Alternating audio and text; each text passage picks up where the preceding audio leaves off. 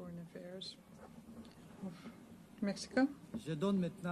And I now give the floor to His Excellency Olivier Nduhungirehe, Minister of Foreign Affairs and International Cooperation of Rwanda.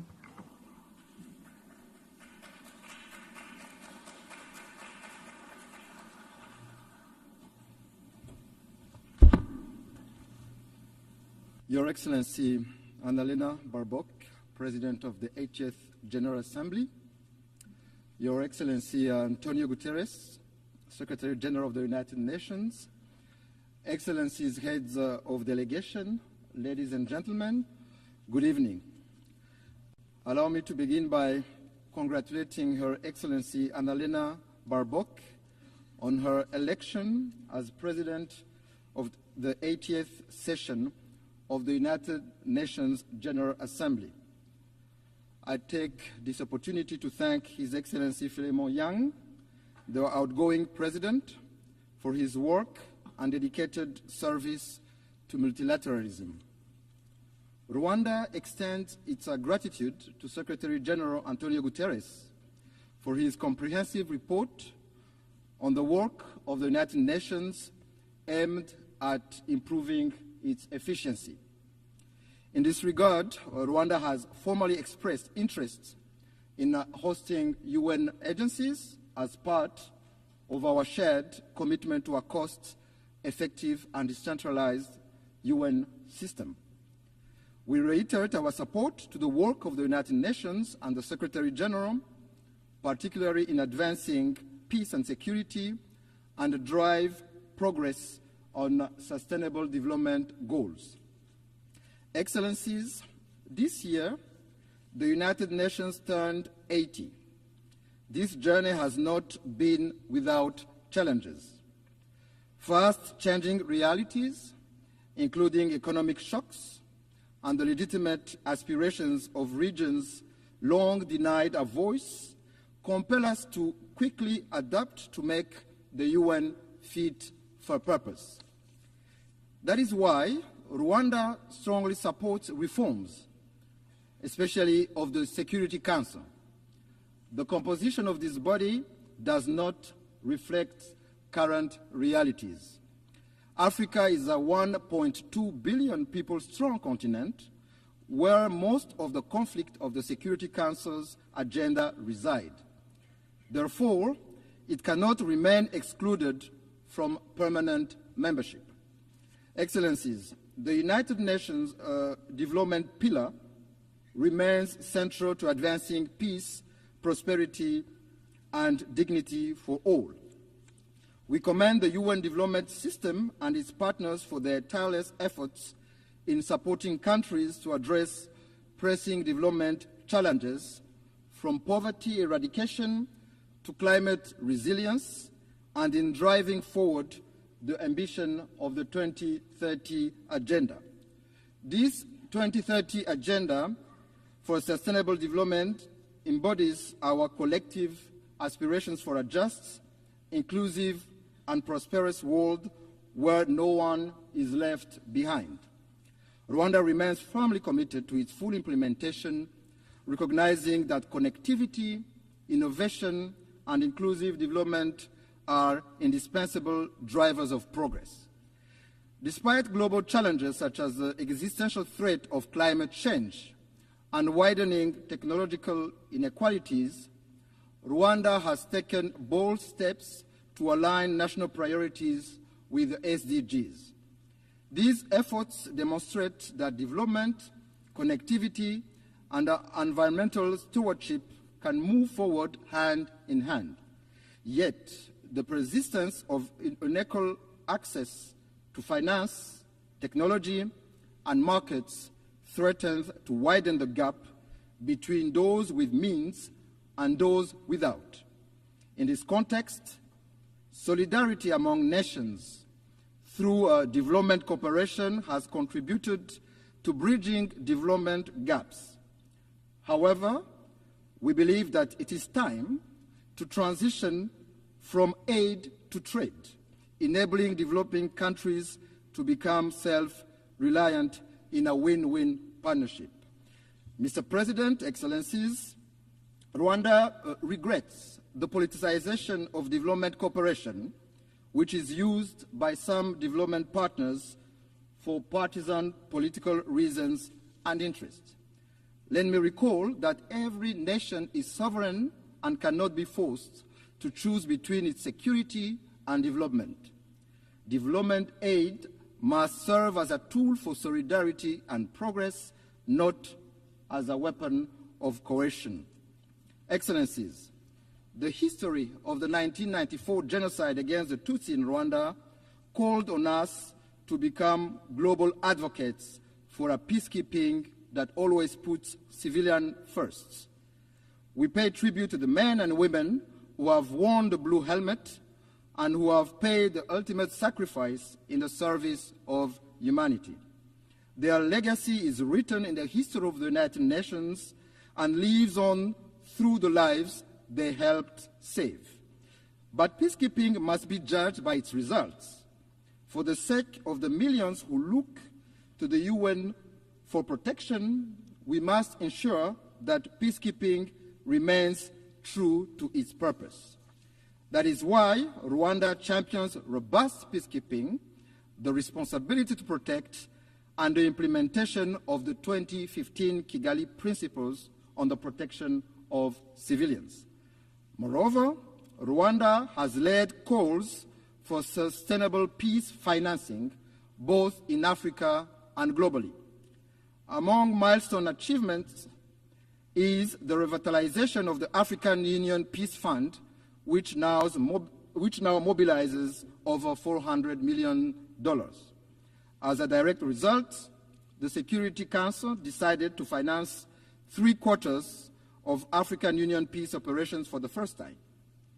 Excellencies, beyond the UN, Rwanda contributes to peace support operations on a bilateral basis in the Central African Republic and Mozambique in an effort to promote South-South cooperation and Pan-African solidarity. Major progress has been recorded in both countries in the restoration of state authority, capacity building of local security forces, and the fight against terrorism. Excellencies, I may recall that the United Nations was established to spare succeeding generations from the scourge of war.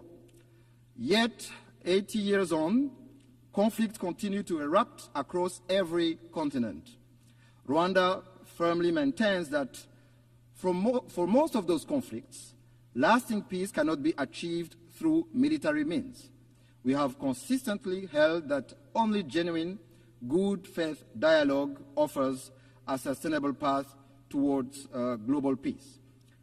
However, peacekeeping alone is not enough. Too often, we deplore relapse into conflict because its root causes were not properly addressed.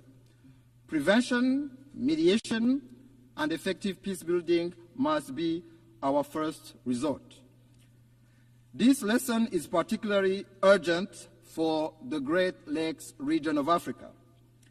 The current conflict in Eastern DRC is not new. It is rooted in decades of bad governance, marginalization and persecution of minorities, genocide ideology, and a persistent colonial legacy. Rwanda believes that peace in Eastern DRC is in everyone's best interest. Our goal has always been, and will remain, the security and well-being of Rwandans and the people of our region. In June this year, Rwanda and the DRC signed a peace agreement in Washington. It provides for a comprehensive framework encompassing security, political, and economic components. This achievement was made possible thanks to the strong leadership of His Excellency President Donald Trump of the United States and of His Highness Sheikh Tamim bin Hamad Al Thani, Emir of the State of Qatar, whose vision for peace and prosperity in our region, Rwanda fully shares. We also acknowledge the vital role played by African-led initiatives, notably the joint EAC SADC process, supported by the African Union mediation, for their efforts in favor of peace. Nevertheless, since the signing of this peace agreement, progress has been moving slowly. While promising meetings are taking place in Washington to implement the June peace agreement, the situation on the ground remains deeply troubling. The DRC's renewed militarization, coupled with its continued collaboration with genocidal and UN-sanctioned armed groups, such as the DRC-backed FDLR and Wazalendo militias, and the deployment of attack drones and fighter jets against civilian populations, particularly the Banyamulenge and other Congolese Tutsi, underscore the gravity of the crisis. This goes against the letter and spirit of the Washington Peace Agreement. Additionally, this coalition is supported by foreign forces, including mercenaries, in clear violation of the 1977 OAU Convention and the 1989 UN Convention against the use of mercenaries. Rwanda condemns these developments and calls on the DRC to reject the military solution and implement in good faith the Washington Peace Agreement, which is a golden opportunity to end this conflict that has lasted for far too long.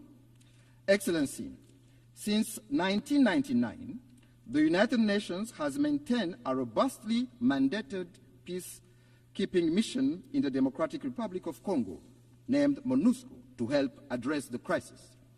Yet, despite its efforts, the mission has not succeeded in halting the proliferation of armed groups, especially the eradication of the DRC-backed FDLR. Instead, MONUSCO has ended up working alongside a military coalition that includes the FDLR, going against more than 20 Security Council resolutions calling for the neutralization of that group. There is an urgent need to review the legal conformity of MONUSCO's mandate. Of particular concern to Rwanda is the emergence of Wazalendo militia, armed and supported by the DRC government, which are committing countless abuses, including burning down whole villages of Congolese Tutsi, lynching and burning alive civilians and military officers, as well as arming children for ethnic cleansing.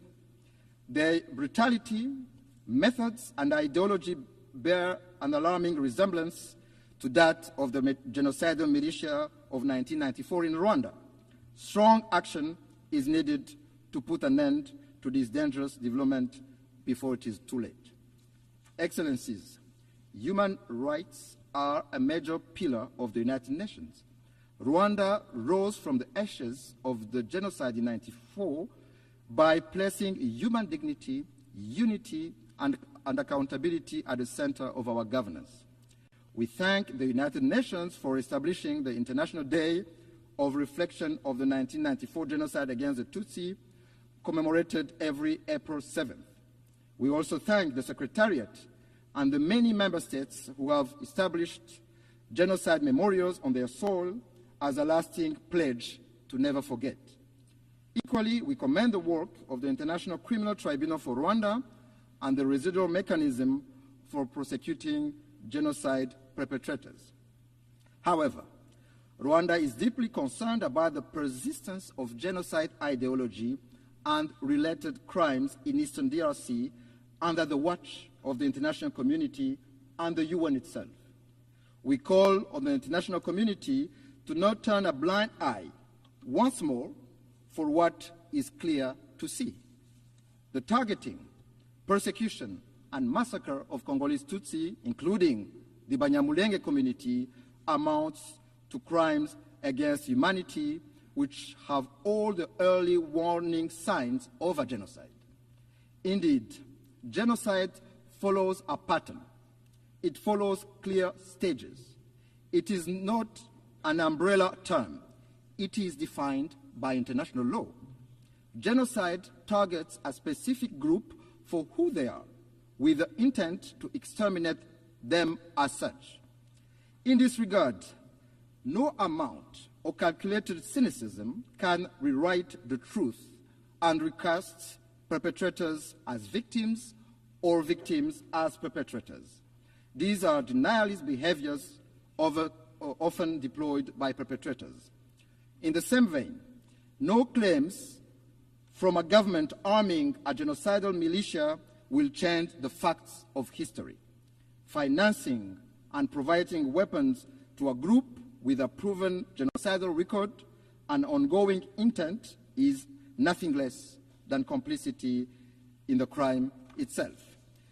I must say that if there are crimes in the DRC committed for economic gains, they have clear names. Those are corruption, bad governance, and the embezzlement of public funds. Mr. President, Excellencies, I wish to conclude by reaffirming that Rwanda stands ready to work alongside all member states to ensure that the United Nations remains a force for peace, justice, and sustainable development. While the challenges and solutions for multilateralism are clear, it is political will that must guide us today to build a UN fit for purpose. Together, we must build an organization capable of addressing the needs of billions across the globe, tackling human rights abuses, climate change, and responding to an increasingly interconnected world for successive generations to come. I thank you.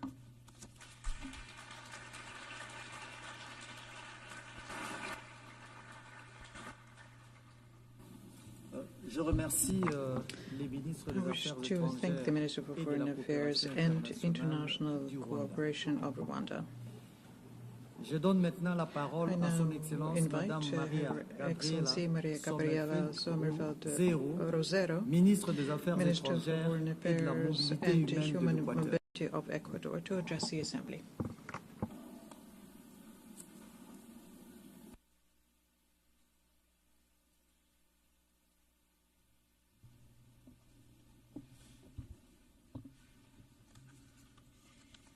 Señora Presidenta, al cumplirse 80 años de la adopción de la Carta de las Naciones Unidas del Ecuador, honra con respeto y renovado compromiso su calidad de Estado fundador de esta organización, lo que nació como una esperanza de paz sobre las ruinas de la Segunda Guerra Mundial se ha convertido en el proyecto más ambicioso de cooperación internacional de la historia.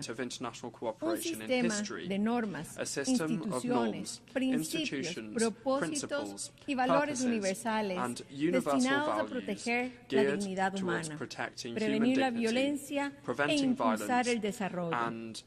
Hace 80 años, los Estados escogimos la cooperación sobre la controversia, la paz sobre la guerra. Mi presencia en esta asamblea es una ocasión para ratificar ante la comunidad internacional que el Ecuador seguirá priorizando la colaboración entre Estados, pues solo obrando juntos podremos garantizar un futuro de paz, seguridad y prosperidad para nuestros pueblos.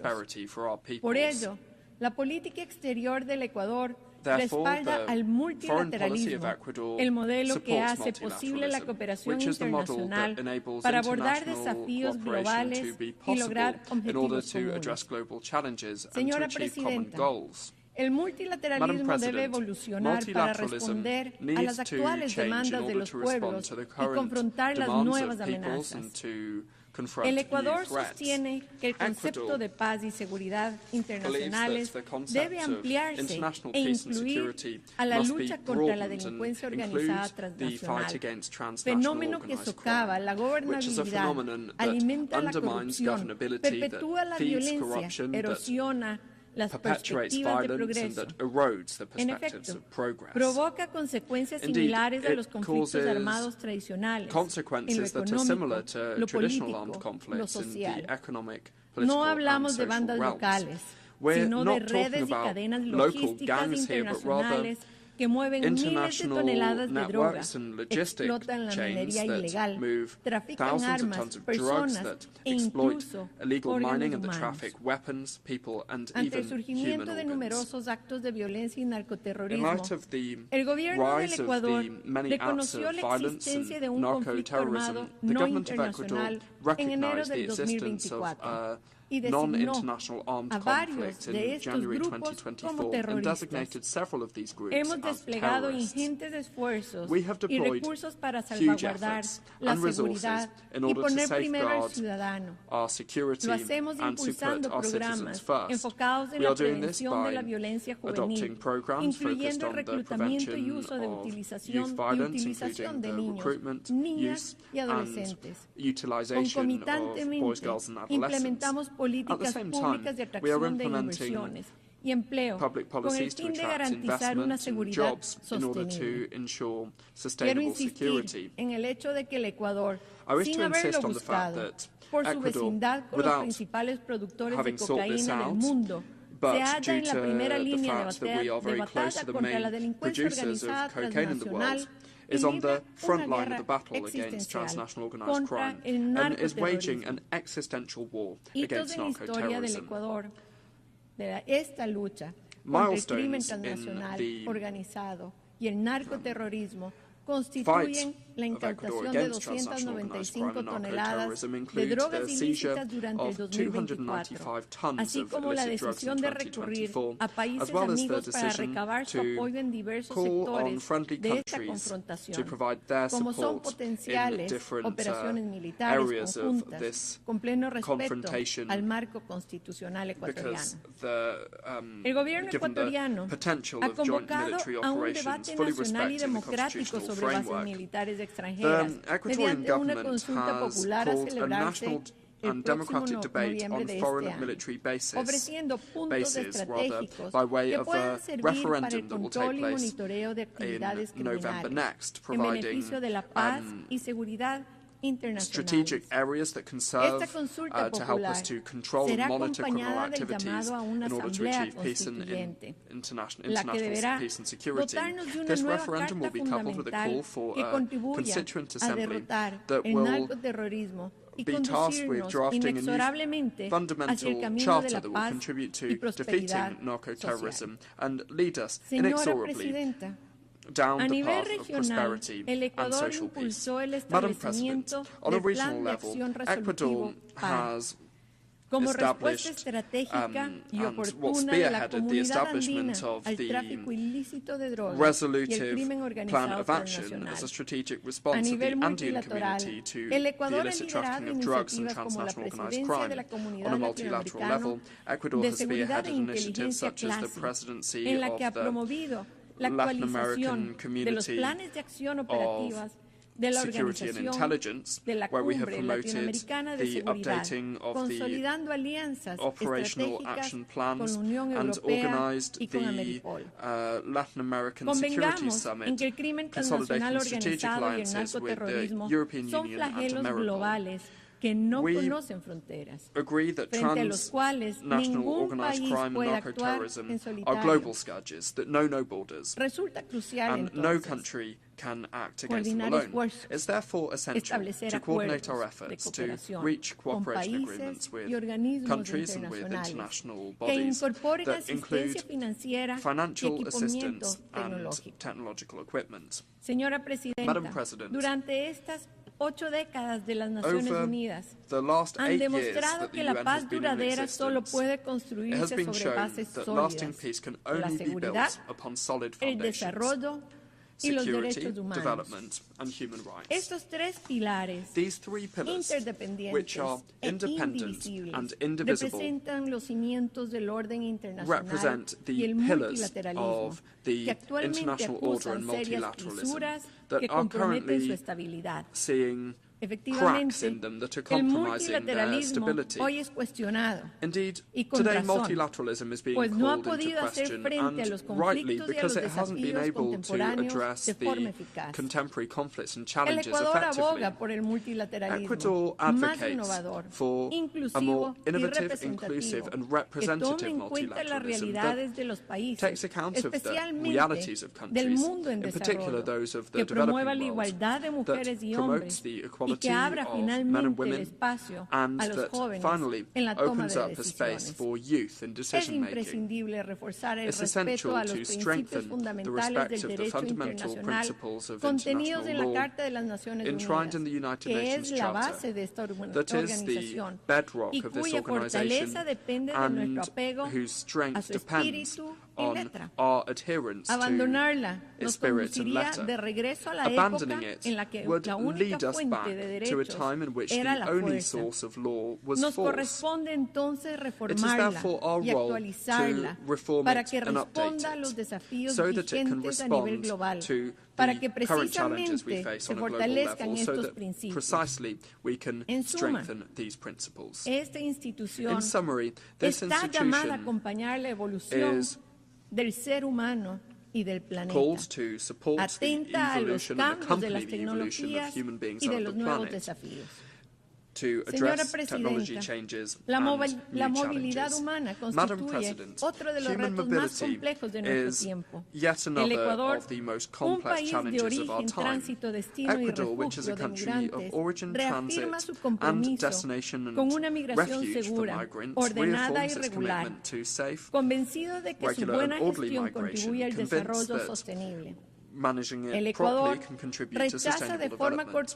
Ecuador strongly rejects irregular, unsafe and disorderly human mobility, because this often responds to the interests of transnational organized crime groups that can also be transnational in nature.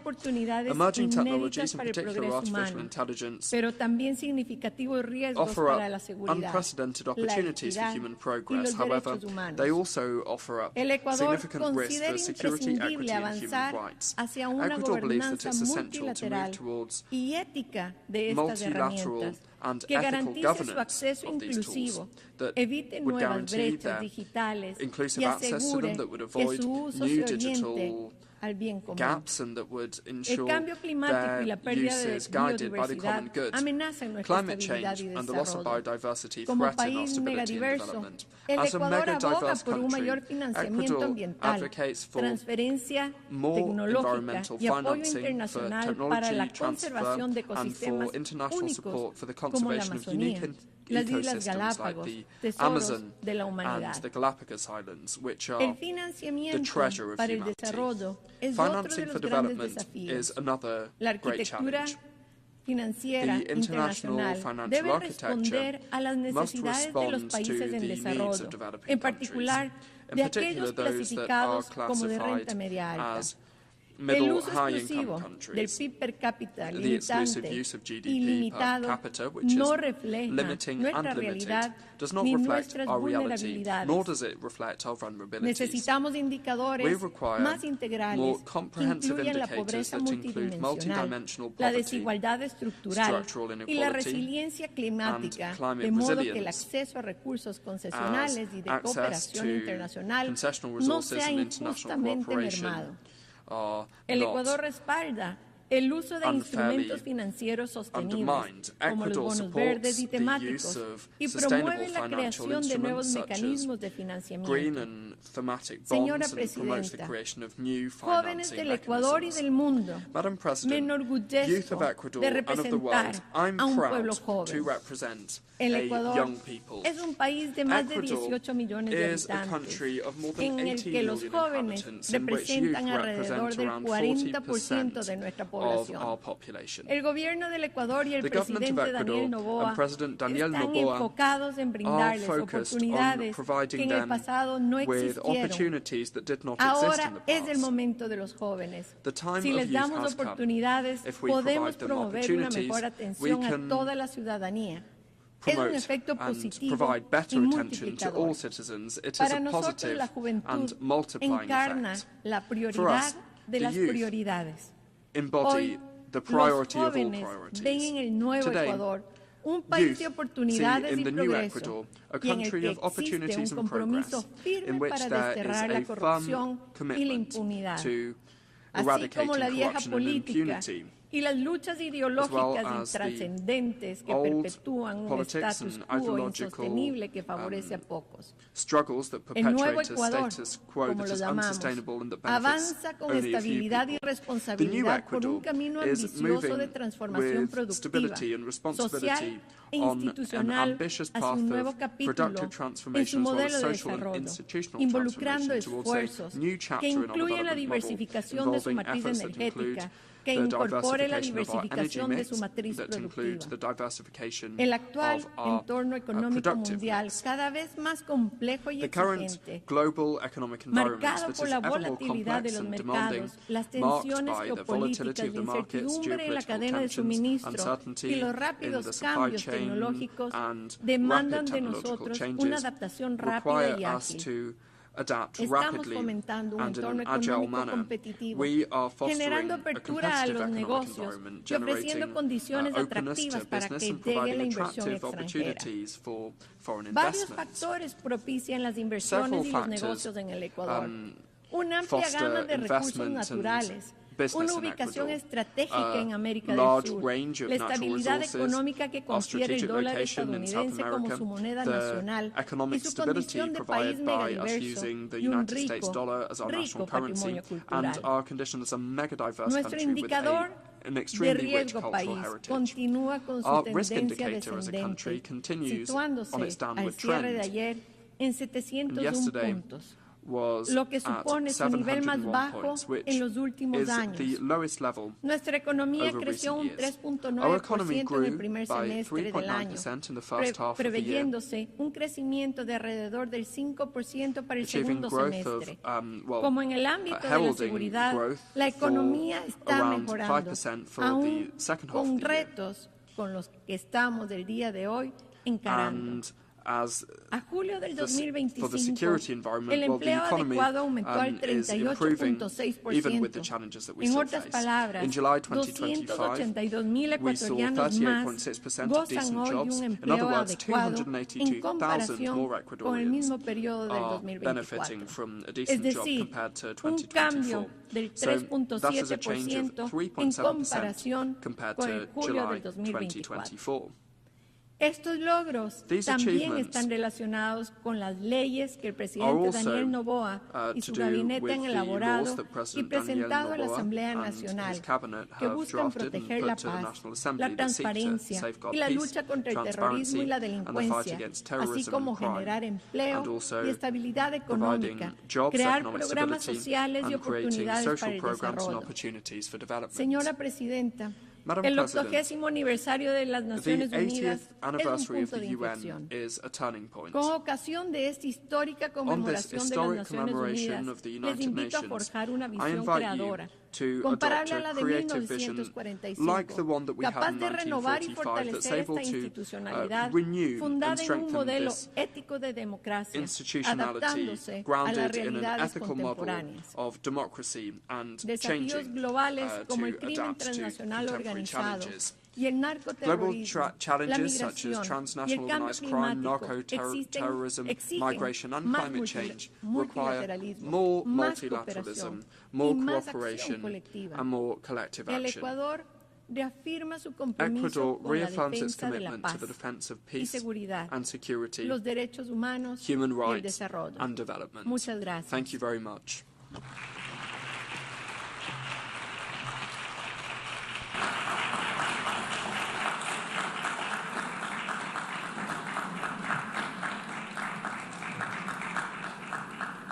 Je remercie la ministre des Affaires étrangères et de la mobilité humaine de l'Équateur.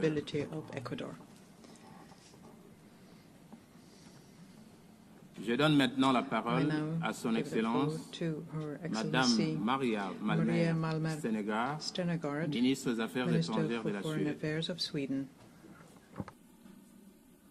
Je remercie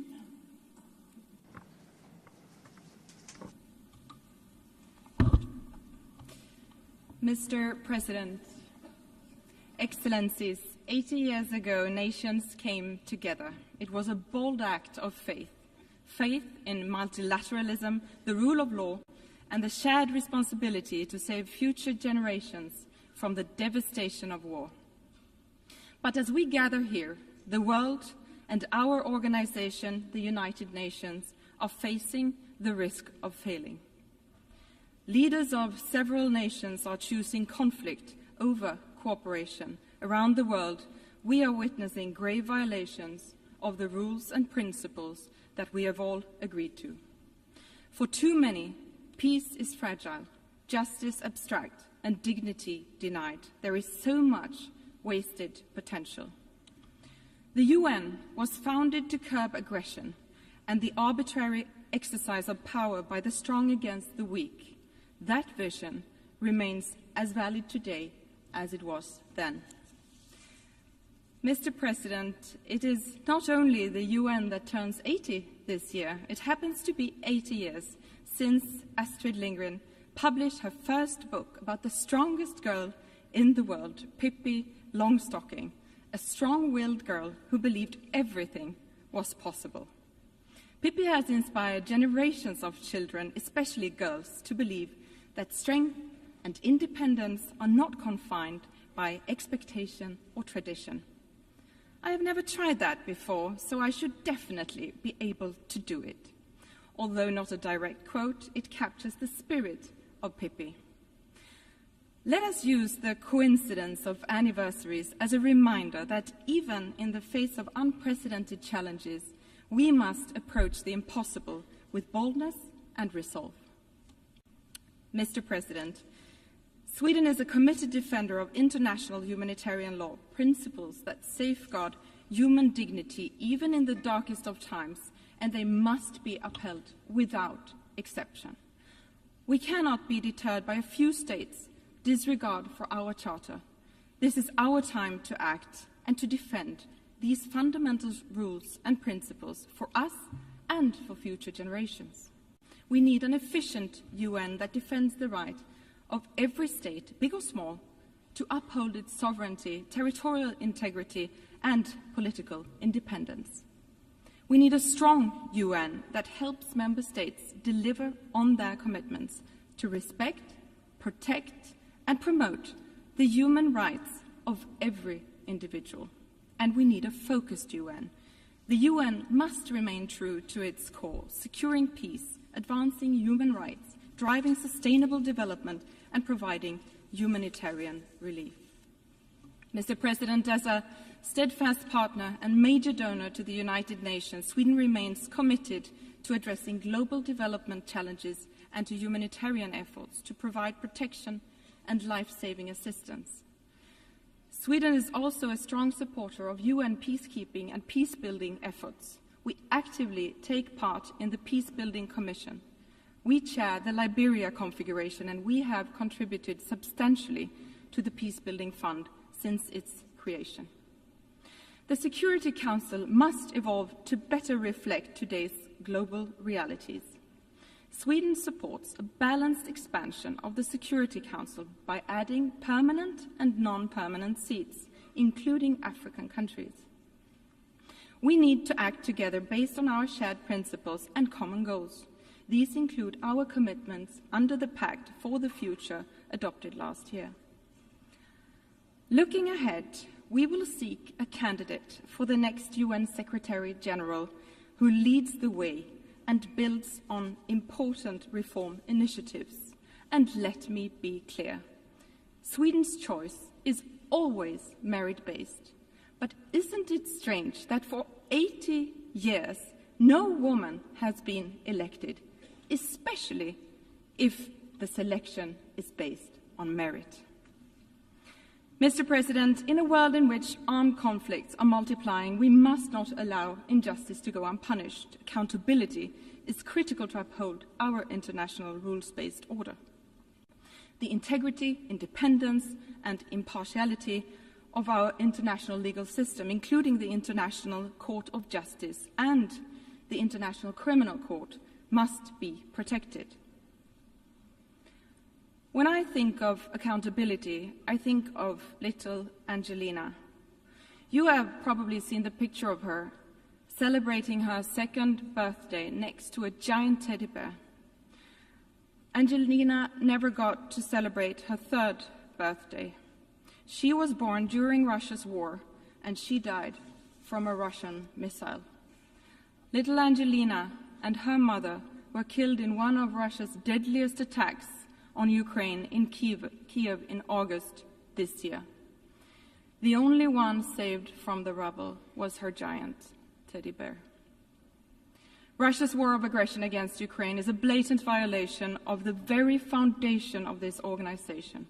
A permanent member of the Security Council has brutally invaded another UN member state. This cannot be tolerated. Holding Russia accountable is essential for all of us to deter further aggression and to preserve the global order. From the very outset, Ukraine has sought a just and lasting peace based on international law, including the UN Charter. Sweden remains unwavering in its support of Ukraine's sovereignty and territorial integrity. Mr. President, on October 7, 2023, Hamas carried out the worst mass murder of Jews since the Holocaust. Men, women, and children were brutally murdered and kidnapped by Hamas terrorists. And when the music faded at the Nova Festival, so did the lives of young, peace-loving people. They were raped, killed, and taken hostage. It was truly a painful reminder of how dark the world can be. The hostages are being held in appalling conditions by Hamas. More pressure must be put on Hamas to immediately release them, and Hamas must never have a place in the future governance of Palestine. The war in Gaza has led to suffering beyond imagination. We are reminded daily of the painful desperation inside Gaza. The offensive against Gaza City is worsening an already catastrophic situation. Parts of Gaza are now officially in the grips of famine. This cannot go on. Israel has a right to defend itself, but that right must be exercised in accordance with international law. And the way the Israeli government is waging its war is unacceptable. The UN and other humanitarian actors must be allowed to work safely in all parts of Gaza. Humanitarian space must be protected and aid should never be politicized. Increased pressure on the Israeli government to change its course and meet its obligations according to international law is urgently needed. Sweden welcomes international efforts for a peaceful resolution to the Israeli-Palestinian conflict. It is in the interest of all states to not only bring this war to an end, but to ensure a sustainable two-state solution for a better future for all, both Israelis and Palestinians. Mr. President, the situation in Sudan is deeply alarming. It is the largest humanitarian crisis in the world and not given enough attention. Full, safe, and unhindered humanitarian access and immediate ceasefire and negotiations, ensuring a return to civilian rule, are urgently required. Conflicts all over the world are wasting human potential. Every conflict tears families apart, disrupts education, and silences voices. The cost is immeasurable. Mr. President, authoritarian regimes challenge democracy, rule of law, and gender equality. Sadly, resistance against women's and girls' rights is on the rise. Sweden is honored to serve as President of the UN Executive Board this year. Gender equality is too often framed as a women's issue, which is a profound misunderstanding. Equality is not only a value we should aspire to, it is a driver of progress. Strengthening women's and girls' rights is not only the right thing to do, but also the smart thing to do, because we know that where women prosper, societies prosper. Equal access to education, work and resources transforms communities. Economically empowered women invest more in their families, leading to better health, education, and overall quality in life for future generations. Societies that include women in peace building are more likely to enjoy sustainable peace.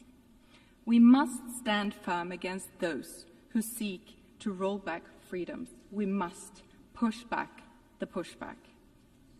Everyone has the right to live safely and freely, regardless of gender, religion or beliefs, skin color, or whom they love. Sweden will always defend the equal rights and dignity of every human being. Mr. President, the crisis of our time, armed conflicts, climate change, extreme poverty, demand urgent collective action. But public aid alone is not enough. To achieve our goals, we need to mobilize finance from every source, not least private capital. We must use synergies between development cooperation and trade to meet growing needs and lay the foundation for economic growth and entrepreneurship.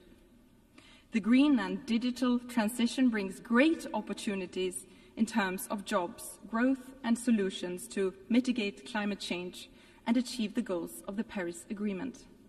Emerging technologies such as AI hold immense promise in addressing some of our most pressing common challenges. The global community must support innovation while addressing risks. Mr. President, the UN was not created to take mankind to heaven, but to save humanity from hell. These words of the second Secretary General of the United Nations, Dag Hammarskjöld, remain just as valid today. These are difficult times, but times have been difficult before. Let us not surrender to despair. Most nations continue to stand by the fundamental principles agreed upon 80 years ago. We should not let this anniversary become a celebration of the past alone. Let's see this as a call to action. Let's embrace the spirit of Pippi Longstocking and carry on with fearlessness and conviction. Together we must act for ourselves and for future generations. Let them inherit a better, freer, and fairer world than the one we found. For my son, Christian, and for my daughter, Kajsa, for all our sons and daughters who deserve to grow up in a world where their paths are not limited by their gender, tradition, or violence. We must not let potential go to waste. We must not let them down. I thank you.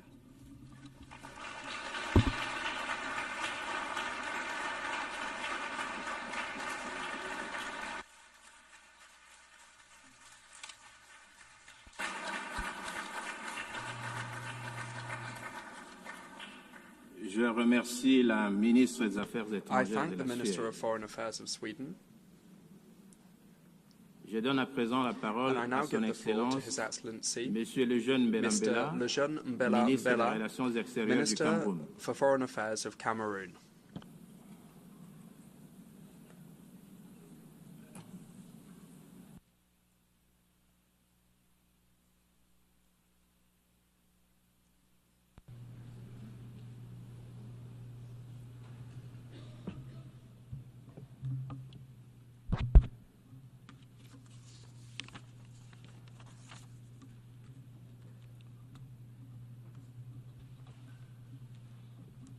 Madame la Présidente, Madam President, l'honneur m'est choix de prononcer cette déclaration que Son Excellence Paul Biya was entrusted with the honor on behalf of His Excellency Paul Biya, President of the Republic of Cameroon, Head of State, and he instructed me to speak in his name. Allow me, therefore, to renew Cameroon's warm congratulations on your election as President of the 80th session of the General Assembly of our organization. Your diplomatic experience and vision, which encourage us to unite our efforts for a better future, are guarantees of success for both your mandate and deliberations throughout this session. You can count in this regard on the full cooperation from the Cameroonian delegation. As you know, my country was honored to see your predecessor, Ambassador Philemon Young, preside over the 79th session of the General Assembly. And I would like here to commend his commitment, his professionalism, and his determination, which was marked by his spirit of being able to listen and conduct a dialogue as he fulfilled his mandate. Let me also reiterate to Mr. Antonio Guterres, Secretary General of the United Nations, the sincere appreciation of Cameroon for his tireless efforts at the helm of our organization and for his clear commitment to strengthen multilateralism in international context, which happens to be particularly difficult and complex. Madam President, Excellencies,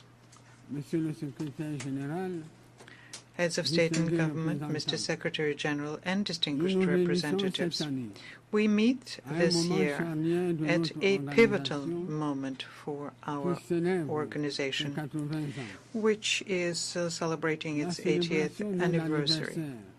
And anniversaries are usually joyful occasions, but we must acknowledge that this particular one leaves us with questions. This is an opportunity for us to take stock and reflect on how we can make the United Nations more effective in fulfilling its missions and recommendations and promises contained in the Charter. You therefore proposed in this regard, Madam President, that we pool our will, our efforts, and our resources. And you believe, and rightly so, that we are better together. Cameroon shares this vision and welcomes the theme we have chosen for our discussion, which is, I quote, "Better together, 80 years and more for peace, development, and human rights." End of quote. This theme is more than just a slogan. It is a relevant program that we must translate into concrete actions at both the national and international levels. The union of our forces is the very foundation of the UN Charter. Its founding fathers understood that maintaining international peace and security and promoting economic and social development for all could only result from our collective labor. And that is why we must maintain this dynamic for the well-being of our populations. Madam President, the UN was created to be, at the same time, a beacon of hope, a forum for dialogue, and a catalyst for concrete actions so as to build a more just, safer, and more united world. And 80 years later, It is useful, as I mentioned earlier, it is useful to take stock and draw lessons for the future. So the following questions arise here.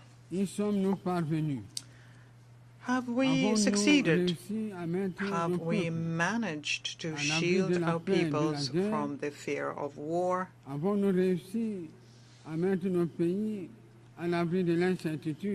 Uncertainty about their future? Have we succeeded to shield our peoples from famine?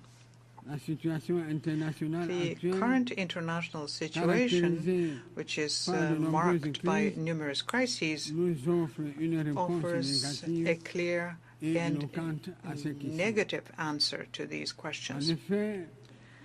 Indeed, in 2025, the global security environment remains, unfortunately, characterized by a proliferation of conflicts and threats of all kinds to human security, including the nuclear threat, which we once thought to be a thing of the past. Whether in Europe, Central Asia, the Middle East, Latin America, or Africa, tensions are emerging or persisting, endangering peace, stability, and international security more than ever before.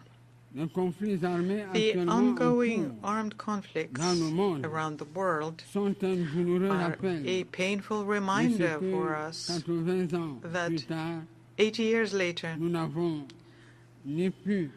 we neither could nor would succeed in protecting the world from the scourge of war.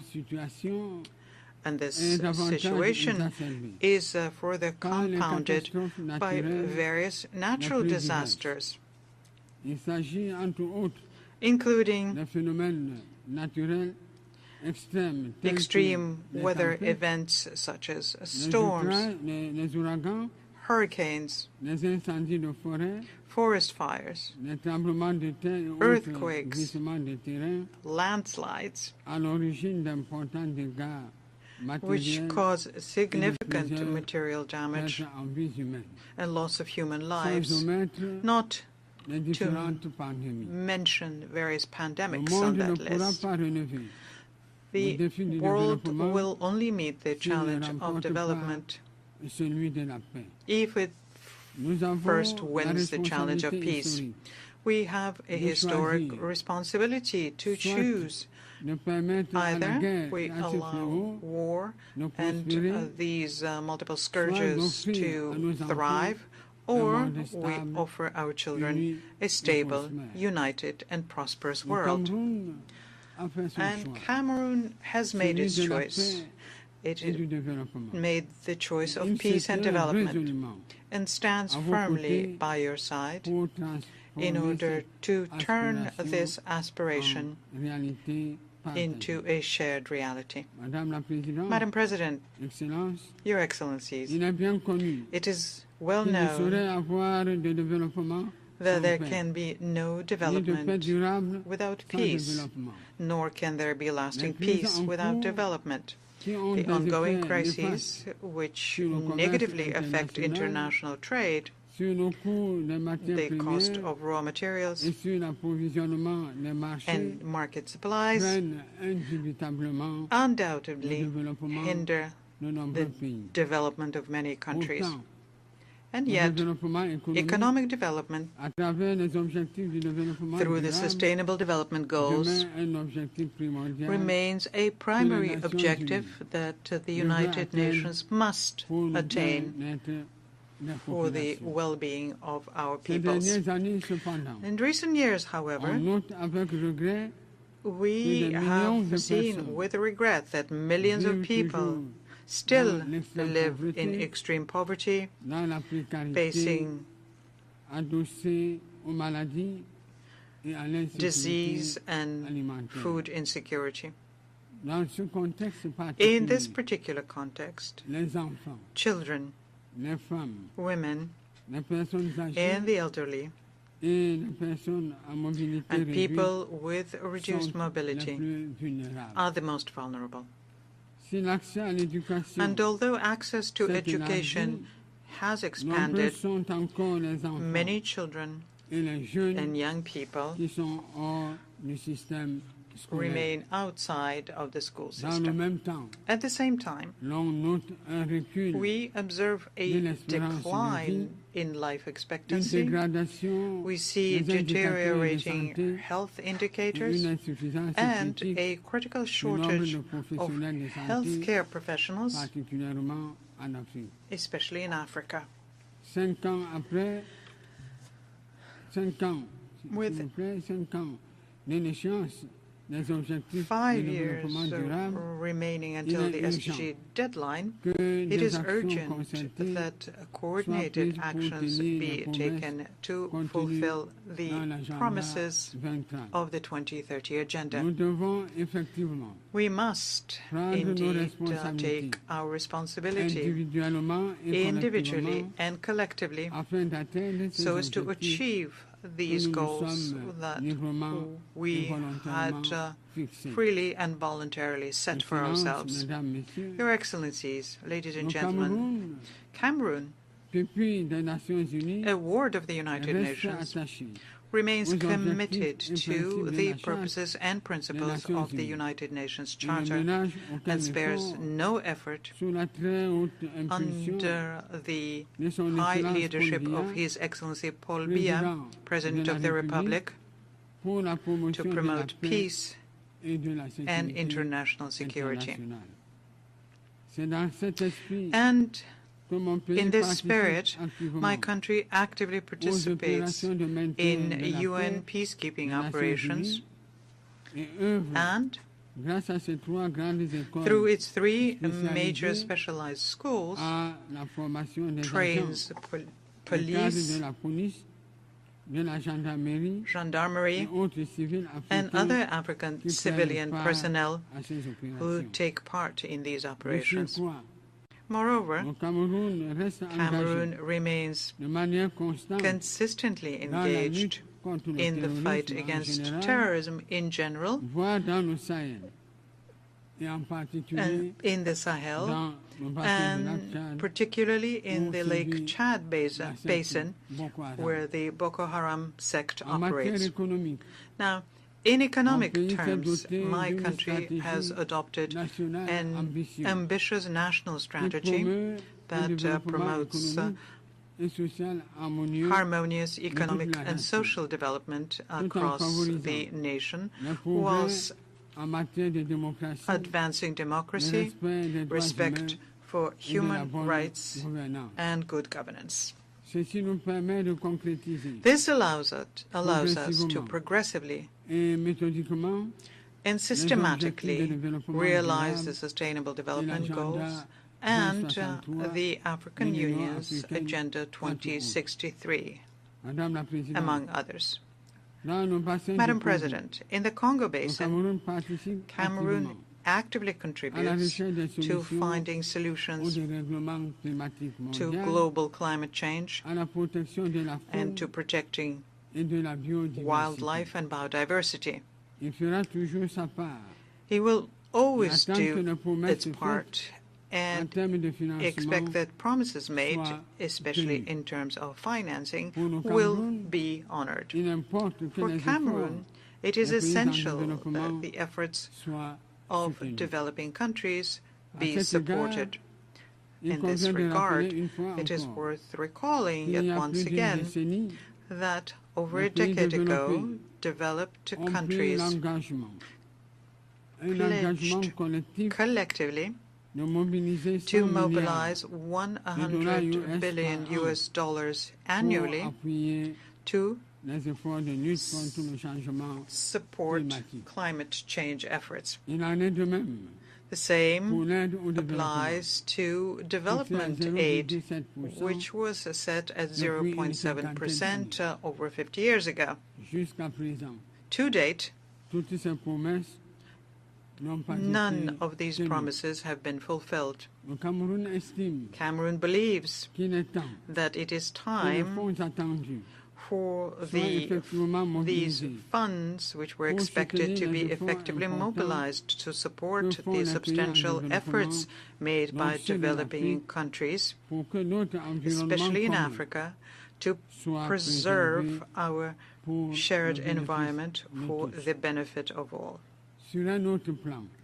On another front, Cameroon is mobilizing resources for major projects in education, health, infrastructure,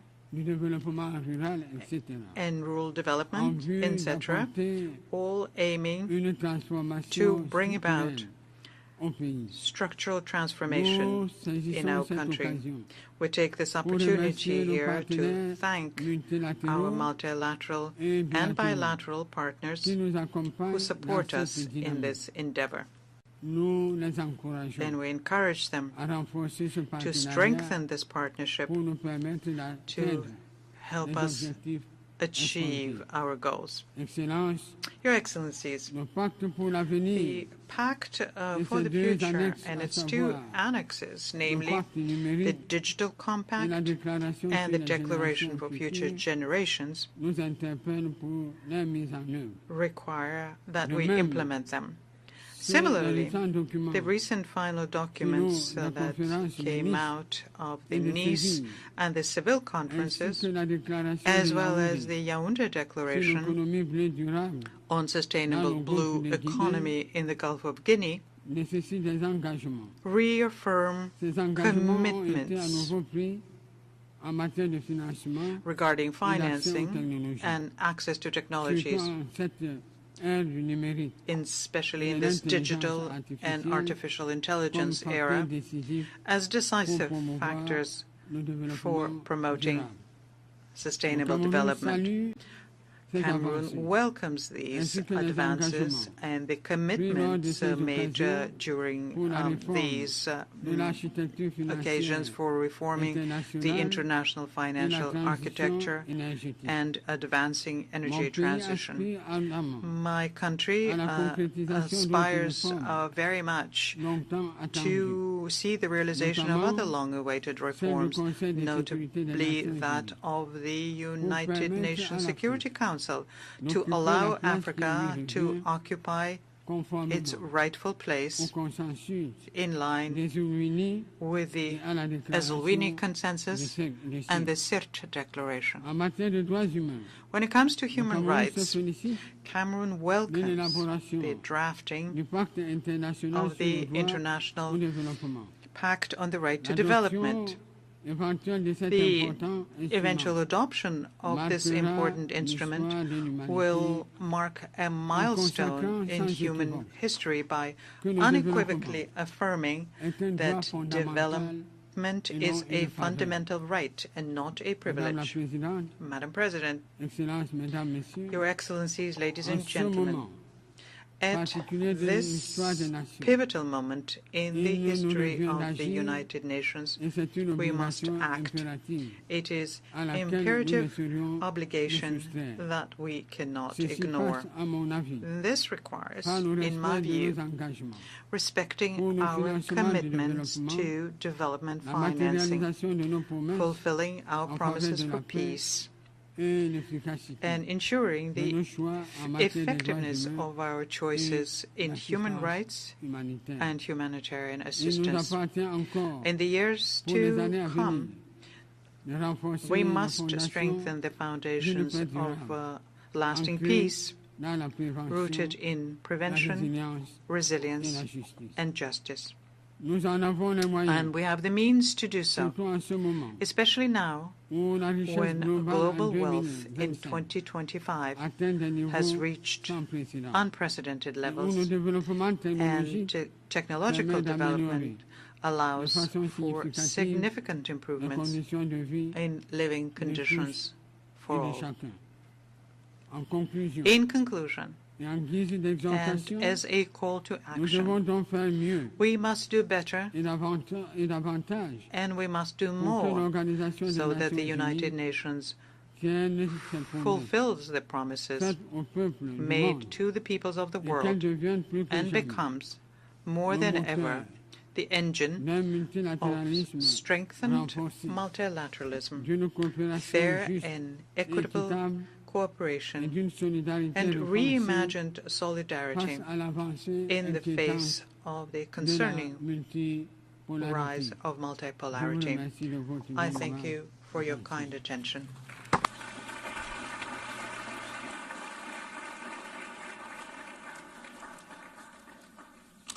I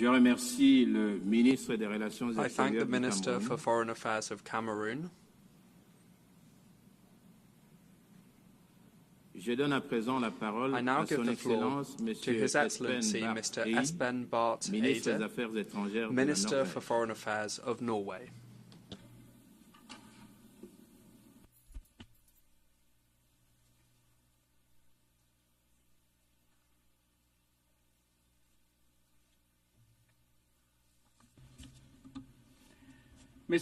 Mr. President, Excellencies, distinguished delegates.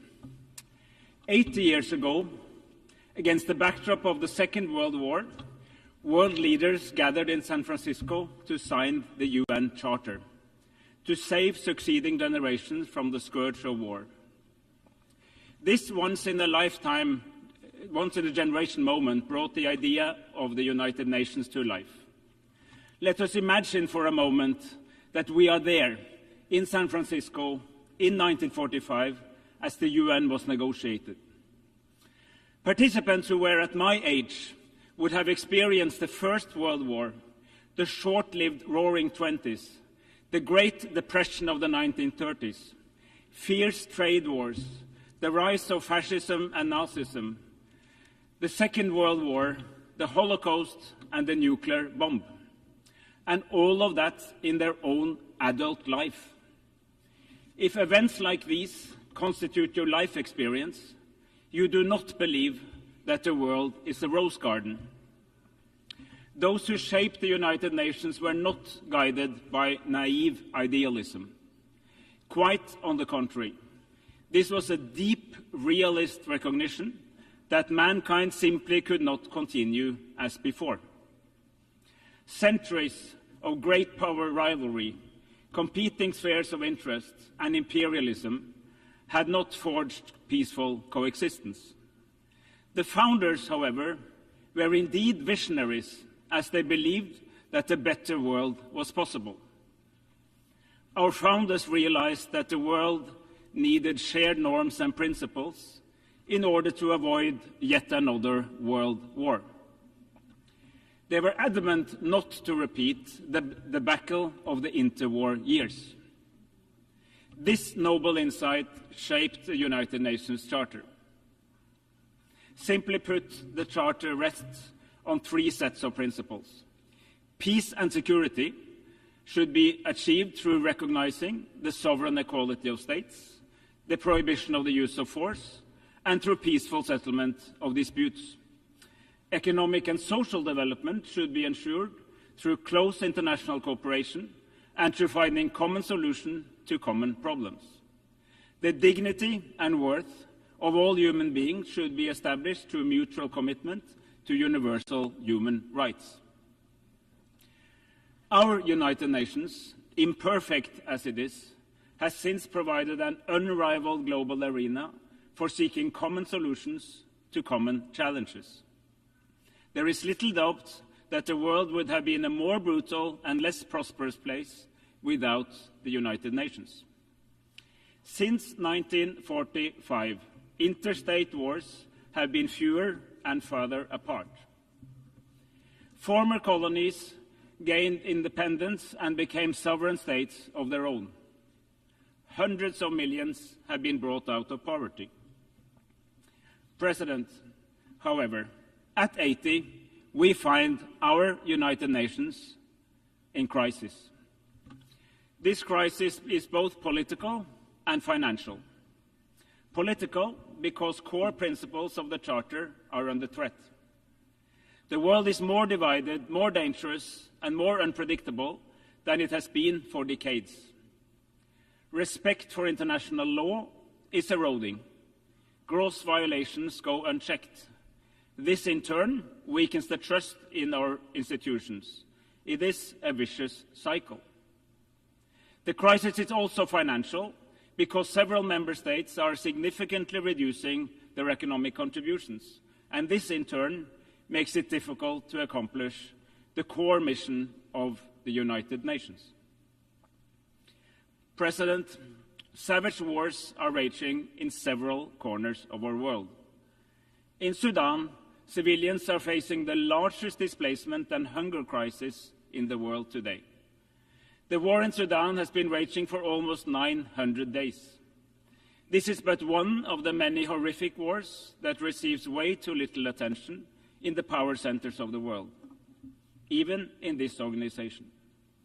In Ukraine, Russia has violated the most fundamental principles of international law. There is simply no other way of seeing it. Russia's invasion of the sovereign state of Ukraine is a blatant violation of Article 2.4 of the UN Charter. While Ukraine is in its full right to defend itself, as affirmed by Article 51. Norway and so many other states stand firmly with Ukraine's fight for freedom and independence. We do so in solidarity with the brave Ukrainian people, but we also do so to uphold the respect for international law, an interest shared by all states, large and small. In Palestine, Israel is in clear violation of international law. Life in Gaza is living hell. For almost 2 years, we have witnessed extreme levels of death, starvation, forced displacement, and massive suffering. The fact that these atrocities continue is a disgrace to all humanity. In the West Bank, the illegal occupation, settlements, and settler violence continues unchecked. The Palestinian authorities are under massive stress, its finances strained, and its capacity to operate is severely restricted. The war must end now. Massive humanitarian aid must reach those in need now. The remaining hostages must be released now, and the illegal occupation must end now. But, colleagues, there is an alternative to this never-ending cycle of violence.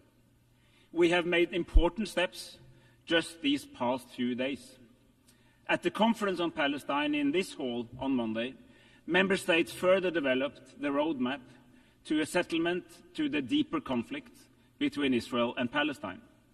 By now, 159 member states have recognized the state of Palestine as a contribution to the realization of the two-state solution.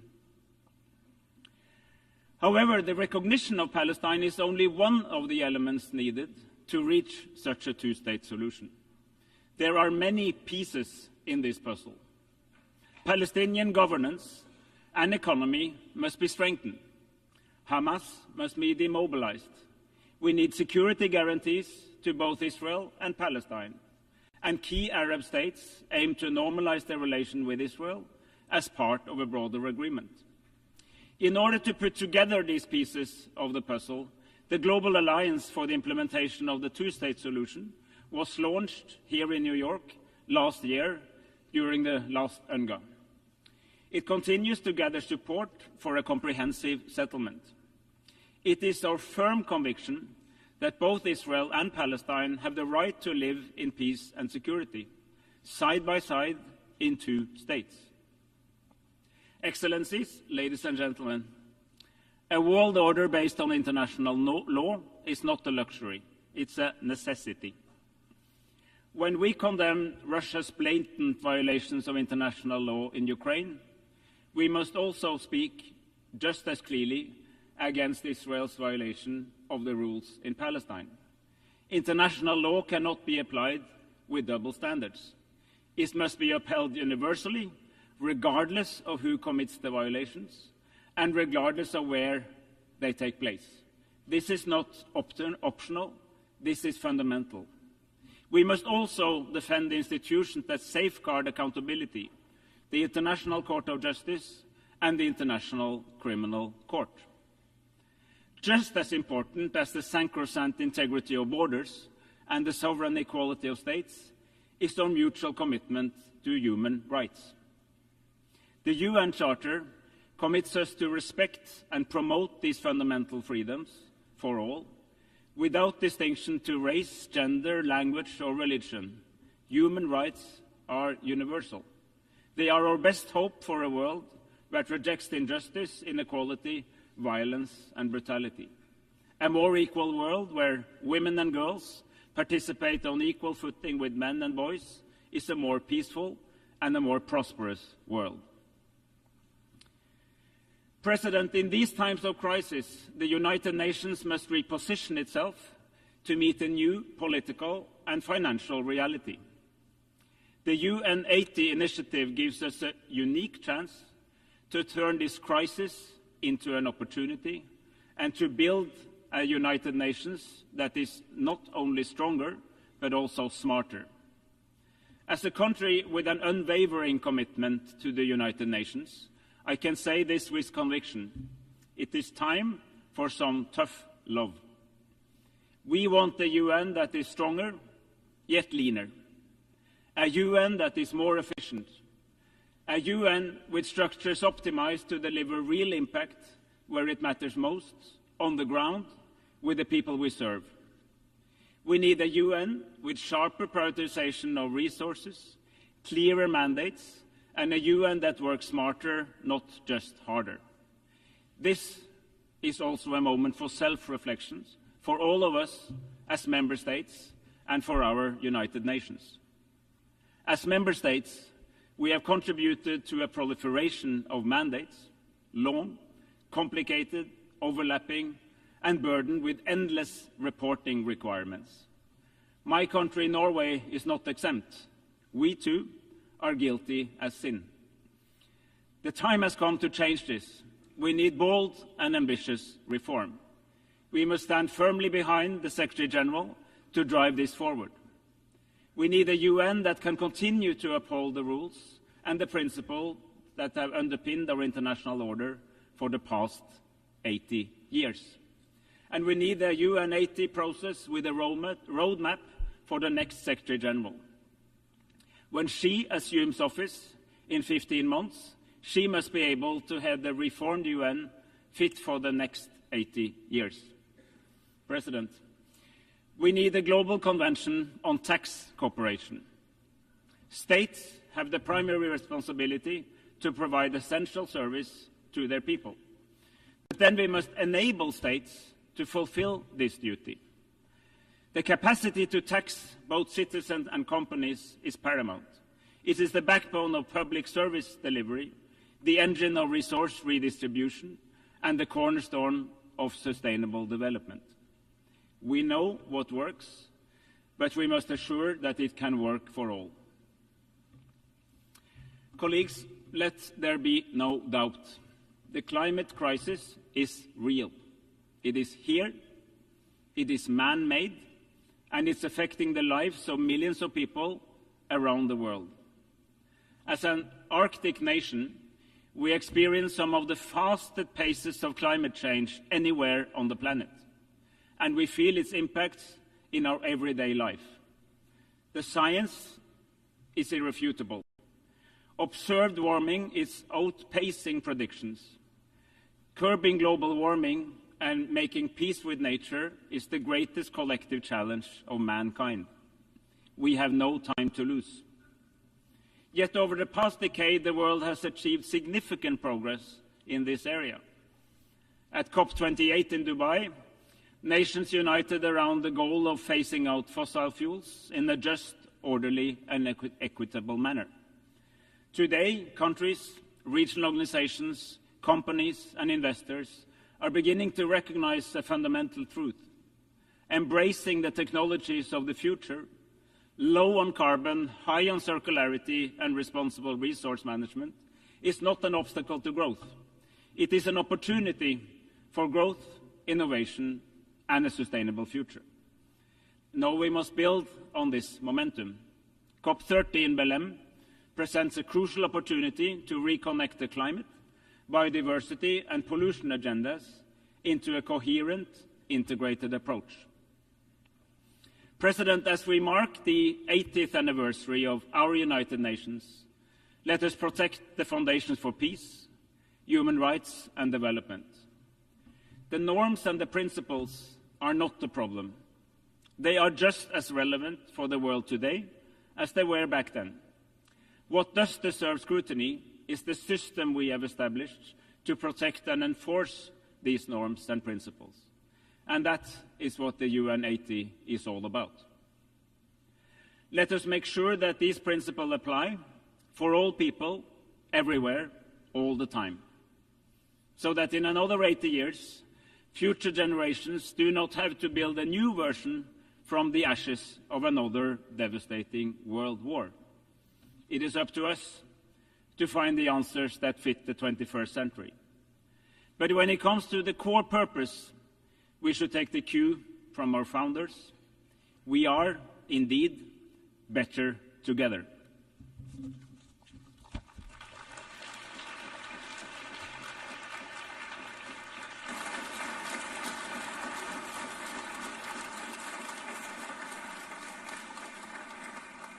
Je remercie le ministre des Affaires I thank the étrangères de la Minister for Norvège. Foreign Affairs of Norway. Nous avons entendu la We have dernière heard the last intervention speaker pour cette séance du débat in général. the general debate for Nous this poursuivrons meeting. le débat général demain We à will 9 continue heures the general dans debate cette salle. tomorrow at 9 a.m. in this hall. La séance est levée. The meeting is adjourned.